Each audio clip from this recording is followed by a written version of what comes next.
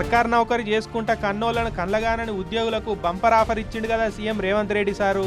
అది ఏందంటే, మీరు ఎవరైనా తల్లిదండ్రుల పట్ల నిర్లక్ష్యం వహించి వాళ్ళకు జీవనాధారం లేకుండా చేస్తే మీ జీతాలలో 10 నుంచి 15% కోత విధించి సరాసరి ఆ తల్లిదండ్రుల ఖాతాలలో మీ ప్రతి నెల జీతము తల్లిదండ్రుల ఖాతాలకు పోయేటట్టు చట్టం తీసుకొస్తా అని చెప్పినా, ఇంటిరా అవ్వయ్యలను పట్టించుకొని సర్కారు ఉద్యోగుల జీతాలల్లా 15 నుంచి 20% కోత పెట్టి ఆ పైసలను తల్లిదండ్రుల ఖాతాలు వేస్తామంటున్నాడు.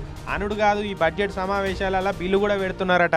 రేపు జరగబోయే బడ్జెట్ సమావేశాలలో మా మిత్రులు దామోదర్ రాజనరసింహ గారు ఈ చట్టాన్ని ఏ విధంగా పొందుపరచాలనో, ఎవరైతే పిల్లలు ప్రభుత్వ ఉద్యోగాలలో ఉన్నారో తల్లిదండ్రులకు వాళ్ళ జీతాలలో కొంత ఇవ్వాలి.